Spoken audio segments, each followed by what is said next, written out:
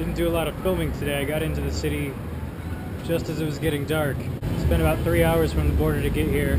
2.5 hours at the border just waiting in line. And then 3 hours from Tegucigalpa to the border. So apparently since today's Valentine's Day, things are going crazy and there's going to be a big ass party tonight. I found a hostel just next to the plaza, but now I'm not sure that was such a good idea. Maybe it wasn't the best idea. The music did go on until well after midnight, but thanks to my new best friends, the Earplug Twins, I got plenty of sleep. The next day I headed out of Matagalpa towards my next destination, a farm way up in the mountains somewhere. I was having so much fun on the paved windy roads that I actually overshot my turnoff by many miles. And when I realized my error, I really didn't even want to turn around, I just wanted to keep going. Well, this is clearly a crossing sign for rodents of unusual size. I think I must be getting near the fire swamp. Once I was off the highway, the road of course became progressively bumpier and muddier and narrower. And after much asking of questions, it finally deposited me at my destination. I'm at Finca Elun, somewhere outside of Matagalpa. Not really sure where because I spent most of the day being lost. The farm location is incredibly beautiful, but it's also incredibly remote. I spent about 3 hours driving here to go only about 40 kilometers. And at the end of it all, I was rewarded with some amazing new friends and some delicious food. Tillman here is a highly skilled juggler, and he tried to teach me a few things, but unfortunately I don't think any of it really sunk in. But the fact that he had brought his own juggling pins with him got me thinking about the amazing things that people choose to bring with them while they travel. I mean, Rio, the guy who's riding his bike to Brazil, had brought a guitar with him. And almost everybody I've met has at least one big heavy paperback book. And through all my careful planning and packing, I decided to forego just about anything that would be purely fun. And now I'm just the guy who's carrying around 2 tents that he hardly ever uses. At Elun, I got to find out what a coffee flower looks like, and I also found this really awesome red-eyed tree frog under one of the leaves of the coffee plants. We spent a lot of our time at Elun working with the vermiculture system, sorting out the soil and setting the worms aside to make more. And in the process I got to know some of the other invertebrate inhabitants of the farm. And I learned how to milk a cow, or at least how to get milk out of a cow. It actually took quite a long time to fill up that bucket, and it was quite a bit of work. Afterwards we took a hike into the jungle in search of a special symbiotic fungus. Apparently this fungus helps unlock the nutrients in the organic matter in the soil. So the farmers here have been using it to inoculate all of the trees they planted over the last year, in an attempt to make their lives just a little bit easier. My farmer friends / jungle guides also showed me many more wonders of the jungle, and they spent a great deal of time talking about extremely poisonous snakes. And so, with our bags full of moldering organic material, we headed back to the farm to mix up a delicious fungusy brew for all the baby trees. Goodbye. Well, I've gone from jungle to semi-arid woodland in the space of about an hour. For the first time on this trip, I'm actually uncomfortably warm. And things stayed pretty much the same for what turned out to be a rather long and sweaty day. I got very close to getting a ticket here at this police checkpoint because I had crossed the yellow line in an attempt to find out why the truck in front of me had slowed down so much. And then, a little while later, I had to pay an $8 bribe to avoid getting a ticket for crossing the yellow line when a large truck pulled out right in front of me. The thing about getting a ticket here, though, is that when you get a ticket, the police take your driver's license away. And apparently the only way to get it back is to actually go to the capital city and pay your fine. Luckily, I made sure to bring some spare AAA international driver's licenses with me that I could just throw away if I need to. But in this case, the bribe costed less than what I would need to actually replace the AAA driver's license, so I decided to just pay it and get on with my day. One upside to all this, though, was that the police officer who I had to pay the bribe to actually told me about a dirt road shortcut to my next destination, which was the monkey farm, located a couple hours south of Managua in the dry tropical forests.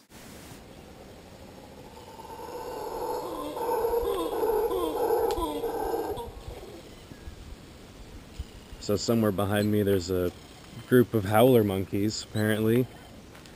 That's what woke us up this morning. There's plenty of serious work to be done here, from hauling bags of sand up a big hill to the truck, to harvesting absolutely massive bamboo poles from an absolutely massive bamboo forest to be used in natural building projects. And of course, since the bamboo poles needed to be cut to size, I got to have a little bit of chainsaw fun time as well. The bamboo is an incredibly lightweight and incredibly strong material. The only drawback is that it's round, but once you figure out how to work around that, you can build some pretty amazing things. From these hanging porch swings to this entire house, which except for nuts and bolts and other fasteners, all of it was grown here on this property. Just heard a howler monkey. It sounded like it was directly above me. There it is. That's the first monkey I've ever seen in the wild. There he goes, look at that. It's incredible. Because of the monkey, I forgot to record the process of removing a chicken's head with the machete. It was quick and rather messy, and we'll just leave it at that. Afterwards, we dunked the chicken's body in boiling water to help remove the feathers. And then, later that night, we had delicious chicken stew. The monkey farm itself is a pretty amazing place. It's covered with thousands of trees that have been planted for both fruit production and for wood. If you spend enough time looking around, you can find amazing things like cloves, cashews, and guanabanas. But as amazing as this farm is, unfortunately the current owner is a raging alcoholic who manages to talk a lot without imparting much in the way of useful information. As I found that spending time around him was becoming increasingly mentally taxing, I decided that it was best to move on again.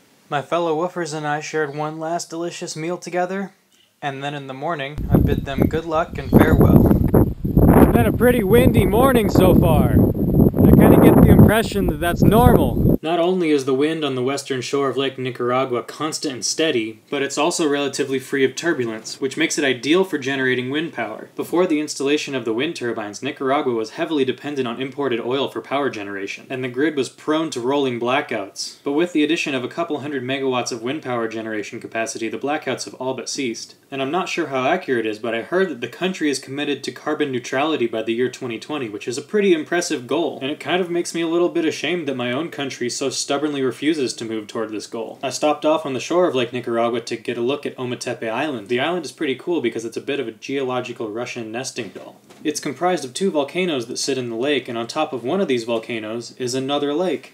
Besides the wind, I had a pretty good drive towards the border, but once I started to get closer, I saw trucks lined up for miles, which made me worry that this was going to be a long border crossing. 8:38, starting the border crossing process. I have a feeling it's going to be easier to get out than in. But this guy here is giving me a hand. He said for free, so. It's 9:06 and I've finished up in Nicaragua. Now we're going to Costa Rica. We'll see how long that takes. My border guide said it won't take very long, so I'm hopeful. They don't want to let me enter the country here without the original title to the motorcycle. Unfortunately, I don't have it. I left it in Arizona to be safe. The time is 10:57. I'm officially done with all the paperwork. They really didn't want to let me into Costa Rica because I didn't have the original title to the motorcycle. But we got it worked out, so onward and upward.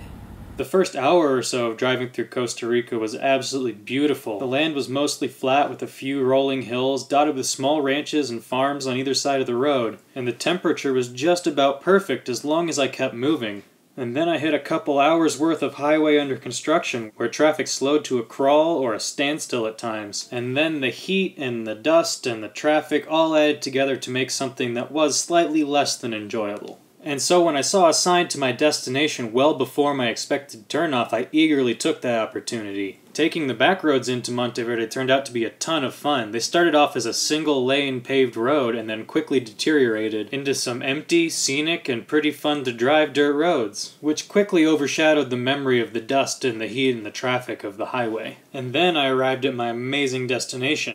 Casa Alquimia Artes is a hotel that's located just outside the forest reserve of Monteverde. They're in the process of remodeling, so they need a hand with construction and that sort of thing. And while there's plenty of work to be done, I don't mind because the owners are incredibly generous and kind people. In exchange for my help, they put me up in one of the rooms in their hotel, and they make me feel like part of the family. Oh, and there's a cat too.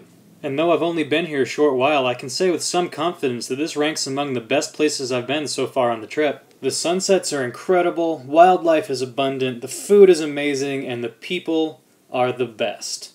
In short, this is paradise. That's all for now. As usual, if you have any questions or comments, please let me know, and I'll see you guys next time.